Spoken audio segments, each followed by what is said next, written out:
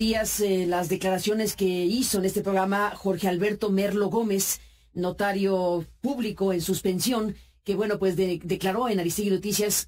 denunció una serie de ataques que afirma han ocurrido en contra suya y en contra de su familia, en contra de su propia madre, y bueno, narró una serie de sucesos que aquí se escucharon en una transmisión en vivo. Voy a recuperar un momento de estas declaraciones que hizo el notario público, porque nos han solicitado un espacio de réplica y desde luego lo abrimos para escuchar a la persona aludida. Estamos hablando de una circunstancia de la que hemos dado cuenta en este programa, y vamos en esta parte de pues las acusaciones que hace el notario público suspendido de esta manera. Le vuelvo a hacer un llamado al señor gobernador, que no se intrometa, al gobernador de Oaxaca y al consejero jurídico, que no se intrometan en asuntos jurisdiccionales, ni mucho menos de particulares, que no me involucren ni me metan en el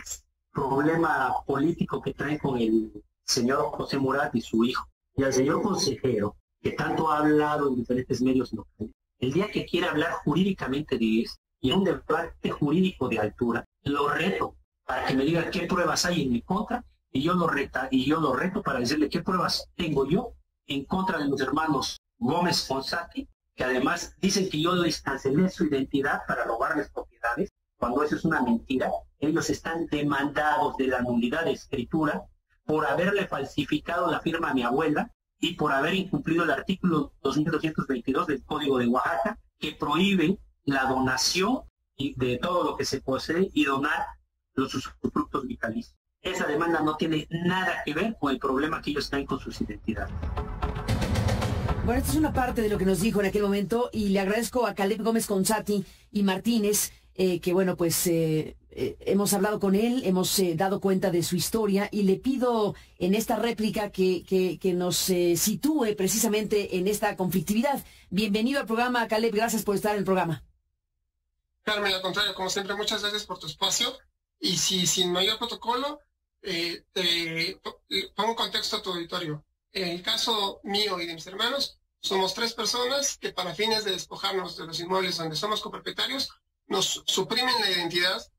y después nos desaparecen los registros de los inmuebles en el registro público de la propiedad. En el momento que nosotros intentamos defendernos, nos levantan carpetas de investigación por haber usado nuestro propio nombre, por tener el disfrute de nuestros propios inmuebles, y carpetas de investigación por la desaparición de nuestros propios expedientes, después por la posterior aparición de sus propios expedientes, y así continuamente. Antes de este problema, si tú podías revisar nuestros antecedentes, no teníamos más que alguna multa por exceso de velocidad, si acaso, y después de eso, en los últimos 3 años, por haber tenido el valor de venir a denunciar estos hechos, se nos han levantado más de 6 carpetas de investigación en los últimos 3 años. Quiero rescatar algo que este pedazo que nos reproduces de la entrevista de Jorge Merlo, y yo rescato muchísimo siempre las palabras que viene aquí y nos obsequia, porque son oro molido. En el pedazo que acabamos de escuchar, él mismo nos confirma a todos que este es un problema de José Murat y de su hijo, y le pide al gobernador que no lo meta en medio. Pero yo quiero poner en contexto y quiero recordarles al auditorio que sigue tu programa cómo nosotros en el mes de junio de 2022, sí, me parece que fue en junio de 2022 la primera vez que nos entrevistamos, y que yo vine a denunciar una operación de Estado donde al menos desde la Consejería Jurídica del Gobierno del Estado de Oaxaca, se orquestaba al registro público de la propiedad, catastro del Estado, a municipio del Estado, para de forma sistemática violar derechos humanos de identidad de los oaxaqueños, suprimirlas, y además, esa es una modalidad de despojo, pero bajo muchas otras tipologías, había una forma sistemática desde hace más de 20 años de despojar a los inmuebles que se sitúan en el estado de Oaxaca. Ante esta denuncia de una operación de Estado, y tú no me vas a dejar mentir, Carmen, que a este programa, solo, sin que se mencionara su nombre, ni siquiera alusión a él solo vino aquí, a este programa, a defender las instituciones. Yo en su cara le reclamé que él no tenía por qué venir a defender aquí una operación de Estado, porque aún y que fuese un particular, y que en este caso es él quien se beneficia de lo que me sucede a mí, aún y que es un particular el que se beneficia, es el Estado el responsable. Es el Estado el que debe de responder por el mal uso que se le hacen a los registros públicos, a los registros civiles, aquellos de propiedad y catastro, que están ideados y concebidos para dar protección jurídica Entonces, esto yo creo que es importantísimo, hacer un llamado al embajador de Italia en México, por cómo se han ido desencadenando los hechos, y decir que él debe de entender este contexto y poderse transmitir a su Estado, que lo que aquí se vino a denunciar son operaciones de Estado, delincuencia organizada y mecanismos muy elaborados de lavado de dinero, y que el Estado italiano no puede por ningún motivo proteger a miembros de la delincuencia organizada, porque cualquiera que haya sido víctima de un delito en México sabe lo mucho que cuesta el querer pretender tener justicia. Y si a eso le agregas que es el propio Estado, mediante su estructura, la que delinque en tu contra y además despliega los medios de procuración de justicia en tu contra, pues además de eso, que tengas una protección bajo cualquier pretexto de un Estado extranjero y por violaciones de derechos humanos a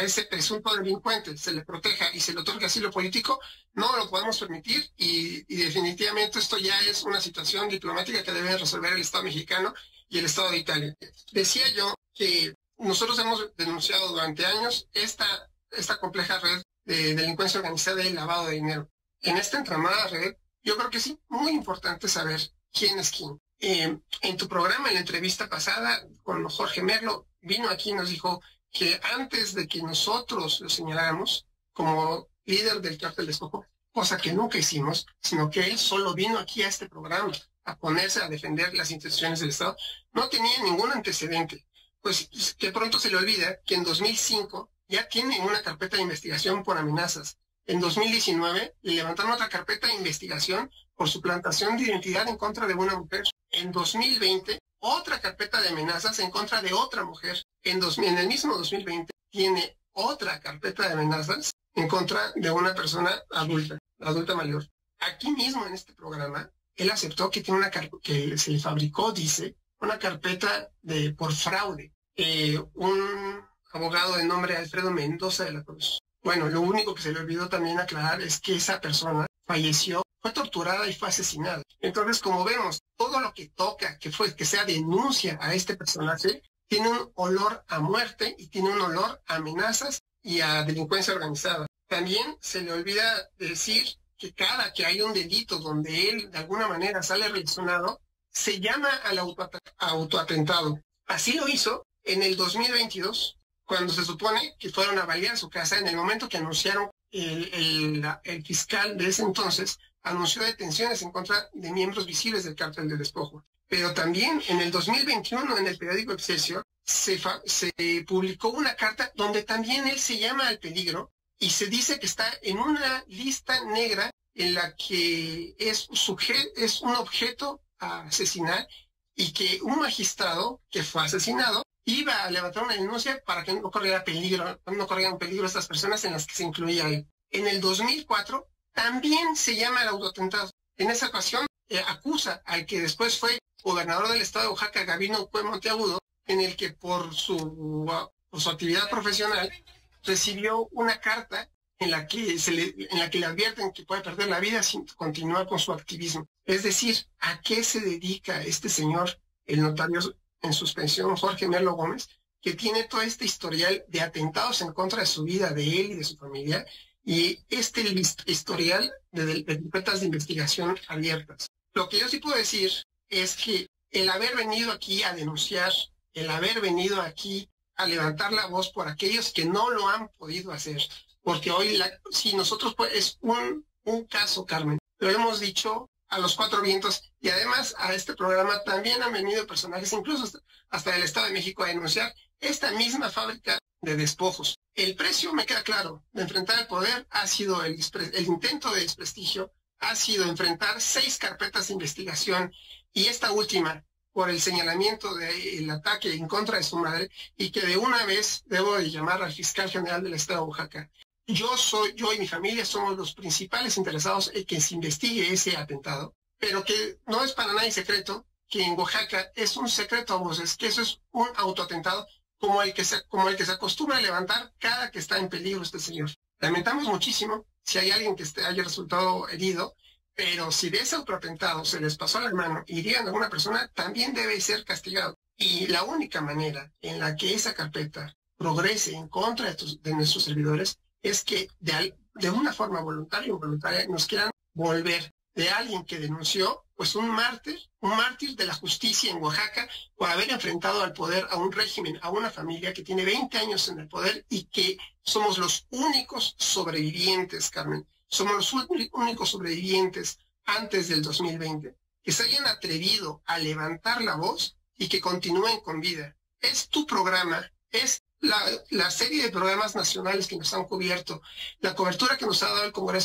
Congreso de la Unión, lo que nos ha protegido de un atentado en nuestra vida, porque ni siquiera contamos con medidas de protección otorgadas por algún organismo. No hay otra medida más que la que nosotros nos podemos brindar a nosotros mismos. Este precio es el que debe saber la sociedad, que es el que se paga por denunciar. Y había habido un mensaje importantísimo, que había sido la detención. Es decir, hay un precio por denunciar, pero hay una recompensa de que en estos tiempos había una esperanza de tener justicia. El hecho de que hace un mes aproximadamente haya salido en el entendido de que todos lo hacíamos en la cárcel, todos, y por lo que oigo en las entrevistas, incluso las autoridades en Oaxaca lo hacían en la cárcel, y nosotros como víctimas estábamos un poco más tranquilos porque sabíamos que estaba detenido en Italia y en espera de ser extraditado. Un día yo amanezco con las noticias de que el señor no solamente no está preso, sino que anda paseando en Europa. Esos mensajes son peligrosísimos porque es un país donde no se denuncia, un país donde el que denuncia es muerto, es desaparecido, y que haya esos mensajes de no solamente no se le castiga, sino que además anda suelto y tiene la capacidad de levantar carpetas de investigación en contra de aquellos que lo señalaron, pues es peligrosísimo porque hay muchísimas víctimas allá afuera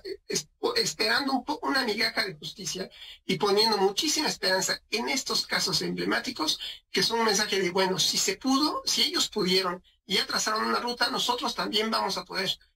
En la última entrevista que le concediste al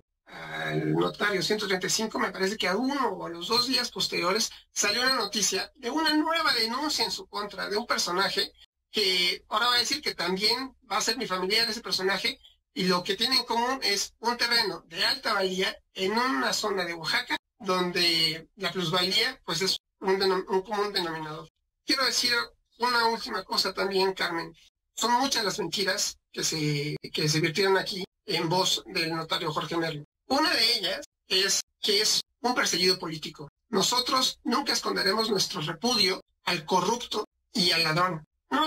odiamos a nadie, pero sí nos hace repugnancia esta corrupción y esta impunidad que se vive en Oaxaca y de la que él goza. No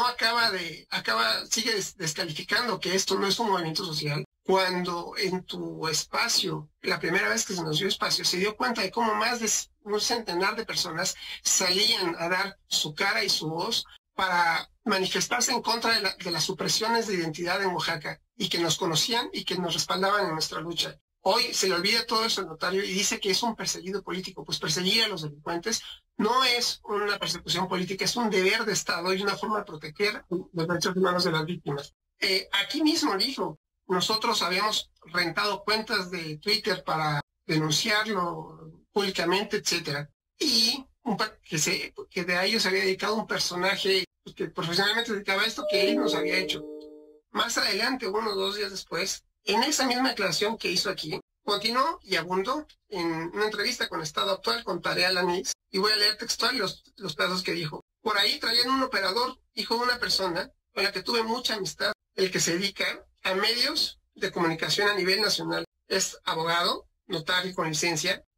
y que con toda su red y con todo su equipo habían comenzado a tuitear, y que todavía este personaje nos había llevado hasta con Aristegui, nos llevaba a Milenio, al propio Pedro Matías de Proceso, y que por eso es que nos habían dado cobertura, y entonces ahora él había sido, por una denuncia en Twitter, denominado como el líder del cártel del despojo, cuando ya hemos dicho que él solo es el que vino aquí a tratar de dar las explicaciones que el gobernador del estado de Oaxaca nunca se dignó a venir a dar acá, y que todavía sería buen tiempo de que se deslindara. Y respecto de esto último, y de los mensajes, pues también quiero decir que para Oaxaca, para las víctimas, es un mensaje muy, muy duro, es un mensaje demoledor. Ver cómo el gobernador, quien este propio individuo, al principio de la entrevista vimos cómo él es el que dice que ese es un problema de Alejandro Murat, lo vemos hoy paseándose en las filas de Claudia, o intentando pasearse en las filas de Claudia Sheinbaum Pardo como precandidata a la presidencia de la República. Esto para Oaxaca es un mensaje demoledor, no por Alejandro siquiera, sino por toda la gente que significa a la que se le estaría dando de alguna forma protección y poder. Y me refiero desde su padre hasta todos los directores y secretarios que han sido involucrados en esta red de despojo y de corrupción. Me parece que por último, lo que yo tendría que decir es también dar un mensaje al fiscal general de la República, porque esto es delincuencia organizada. Lo que hemos visto acá, lo que se ha explicado, es un complejo mecanismo en el que se crean antecedentes a inmuebles y se lavan miles de millones de pesos en activos inmobiliarios a través de la fe pública y a través de los registros públicos de la propiedad y de catastro. Hoy en día la Fiscalía General de la República tiene al menos 5 carpetas de investigación donde los mismos personajes que vine aquí a denunciar hace más de un año intervienen, regularizando terrenos y despojando a la Secretaría de Comunicaciones y Transportes y otorgando constancias de posesión. El mismo presidente de la República en la mañanera ha denunciado cómo ha crecido el despojo en las costas de Oaxaca, y es el propio Fonatur quien, mediante estos mismos esquemas y mediante la intervención de las mismas personas que hemos venido a denunciar, se han estado robando